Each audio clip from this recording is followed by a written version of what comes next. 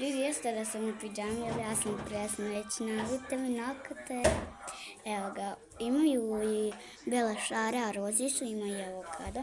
One ne mogu da zalepim zato što oni ne mogu, teško ne može. Ti ne znam da zalepim, ali ove znam, ja sam bukvalno presrećna. Da, evo kako. Oni su 100 puta veći od mojih nokti, bukvalno. 100 puta su veći.